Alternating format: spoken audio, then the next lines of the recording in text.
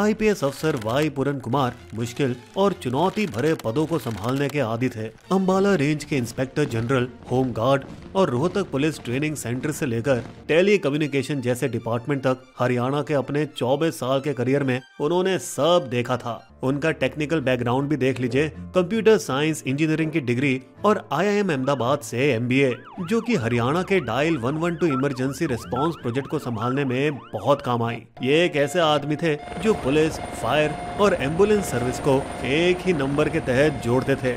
लेकिन बात जो उन्हें बाकियों से अलग बनाती थी वो थी उनकी निडरता, विभागीय गड़बड़ियों को उजागर करने की हिम्मत, अक्सर अपनी कीमत पर।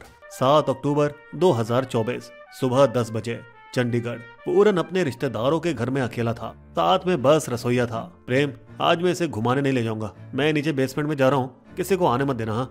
नीचे जाकर वे अपने साउंड प्रूफ होम थिएटर में चुपचाप बैठ गए। करीब 11 बजे पूरन थोड़ी देर के लिए ऊपर आए, सिंह से लंच मेन्यू पर बात की और फिर वापस नीचे चले गए। उनकी पत्नी अमनीत कुमार, जो एक आईएएस अफसर थी, हरियाणा मुख्यमंत्री के डेलीगेशन के साथ एक सरकारी कॉन्फ्रेंस के लिए जापान गई हुई थी। करीब दोपहर 1:30 बजे साउंड प्रूफ होम थिएटर के रिक्लाइनर पर बैठे बैठे पूरन ने वो आखिरी कदम उठाया जिसके बारे में अब हम सब जानते हैं। उनका 8 पन्नों का अंतिम नोट का टाइटल था, अगस्त 2020 से हरियाणा के वरिष्ठ अधिकारियों द्वारा लगाई जा रही जातिगत भेदभाव, मानसिक उत्पीड़न, सार्वजनिक अपमान और अत्याचार जो अब असहनीय हो चुके हैं, जिसमें उनके 15 वरिष्ठ आईएएस और आईपीएस अधिकारियों के नाम लिखे थे और उन्होंने इसे मानसिक व प्रशासनिक प्रताड़ना कहा। कुछ ही मिनटों में अमनीत को पूरन की वसीयत वाला मैसेज मिला और वो सन्न रह गई। पूरन ने अपनी सारी संपत्ति अपनी पत्नी के नाम कर दी थी और उस पर हस्ताक्षर 6 अक्टूबर को, यानी घटना से एक दिन पहले ही किए गए थे। वो घबराकर बार बार उसे कॉल करती रही, लेकिन कोई जवाब नहीं मिला। मगर दोस्तों, 6 अक्टूबर को और भी बहुत कुछ हुआ। लोकल शराब ठेकेदार प्रवीण बंसल ने वीडियो और सीसीटीवी सबूतों के साथ एक एफआईआर दर्ज कराई, जिसमें ये आरोप था कि पूरन का गनमैन उनसे हर महीने 2.5 लाख रुपए की रिश्वत मांग रहा था। जैसा बोल रहे वैसा कर दे, उसके बाद ही तेरा बिजनेस हमारी दखल अंदाजी के बगैर चल पाएगा। और पुलिस ने उसी दिन उसे गिरफ्तार कर लिया और बताया जाता है कि उस गनमैन ने ये कहा, सर ऐसा करने के लिए पूरन सर ने ही मुझे कहा था, मैं तो बस उनका हुक्म मान रहा था। लेकिन ये एफआईआर ठीक एक दिन पहले हुई जिस दिन पूरन ने वो कदम उठाया था। क्या ये ब्लैकमेल की साजिश थी? एक ईमानदार अफसर को झूठे करप्शन में फंसाने की कोई चाल साजी थी? दोस्तों रुकिए, कहानी में अभी एक और पैंच है। बता दें, जून 2025 में वही शराब ठेकेदार खुद पूरन के साथ आया था। सर, एक गैंगस्टर ना मेरे पीछे पड़ा है, हर हफ्ते फिरौती मांगता है, मुझे पुलिस प्रोटेक्शन चाहिए। अपने नोट के अंत में पूरन ने यह भी आरोप लगाया कि सारी साजिश डीजीपी शत्रुजीत कपूर के इशारे पर रची गई थी ताकि पूरन की विभागीय सुधार मुहिम को पटरी से उतारा जा सके। रोहतक एसपी नरेंद्र बिरजानिया, जिनका नाम भी फाइनल नोट में था, उन्होंने अपने बचाव में कहा, बताइए, सुशील ने यह स्वीकार किया है कि पूरन के कहने पर उसने रिश्वत ली, इसके बावजूद भी पूरन को कभी पूछताछ के लिए बुलाया नहीं गया। तो दोस्तों क्या लगता है, शराब के ठेकेदार के प्रोटेक्शन की एक साधारण गुहार को झूठे करप्शन केस में बदल दिया गया, या फिर सिस्टम से उसकी टकराहटें ही उसकी बर्बादी का कारण बनी? बताएंगे आपको, लेकिन पहले बिस्बो को लाइक करें, सब्सक्राइब करें और नोटिफिकेशन बेल आइकन दबाना तो बिल्कुल मत भूलिएगा दोस्तों। तो ये सब शुरू हुआ अगस्त 2020 में, जब उस वक्त के अंबाला आईजीपी पूरन शहजादपुर ट्रैफिक पुलिस स्टेशन के अंदर बने मंदिर में पूजा करने के लिए गए थे, जिसके तुरंत बाद हरियाणा डीजीपी ने उनके खिलाफ शिकायत दर्ज की। क्या पुलिस स्टेशन के अंदर मंदिर बनाने की सरकारी मंजूरी ली गई थी? दोस्तों बता दें, कानून के मुताबिक पुलिस स्टेशन परिसर में कोई धार्मिक ढांचा नहीं बनाया जा सकता।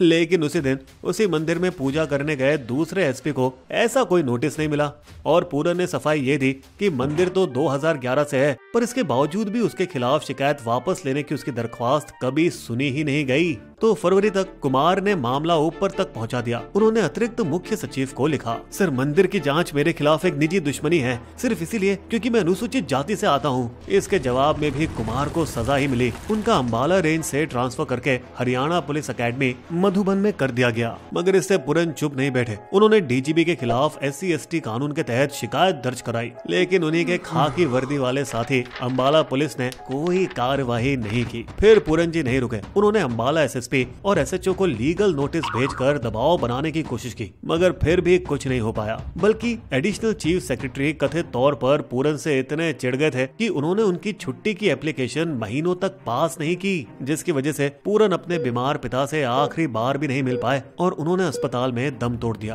अब उन्होंने इसकी शिकायत चीफ सेक्रेटरी को लिख कर दी, लेकिन ना तो उनकी शिकायत सुनी गई, ना ही उनके वरिष्ठों पर कोई कार्रवाई हुई। पूरन ने इस घटना का जिक्र अपने अंतिम नोट में बार बार किया था। इससे मुझे बहुत पीड़ा और मानसिक उत्पीड़न हुआ है, ये एक अपूरणीय क्षति है। और यहीं से इस पूरे कारवां की शुरुआत हुई दोस्तों। 2022 में जब पूरन ने, जो कि अब सिरसा रेंज आईजीपी थे, उनके खिलाफ 13 साल पुराने अनधिकृत मंदिर निर्माण केस की फाइलें ढूंढ निकाली गई और एक जांच कमेटी बनवाई और सारा ध्यान फिर से पूरन पर ही डाल दिया गया। एक अफसर को इस तरह पब्लिक में क्यों परेशान कर रहे हो? हाँ, अब अक्टूबर 2022 में उन्होंने सरकार से अनुरोध किया 2001 बैच के आईपीएस अफसर को, खासकर एससी अफसर को डीआईजी रैंक का प्रमोशन और पे रिवीजन दिया जाए, मगर उनके इस अनुरोध के बदले उन्हें सजा के तौर पर आईजीपी होम गार्ड्स बना दिया गया। और इसी बीच उनकी वार्षिक रिपोर्ट में भी नेगेटिव टिप्पणियां भर दी गई। आदेशों की अवहेलना की, उचित प्रक्रिया का पालन नहीं किया गया। यही नहीं, बल्कि नए डीजीपी ने पूरन की सारी रिपोर्ट पूरे डिपार्टमेंट में वैन के जरिए भेज दी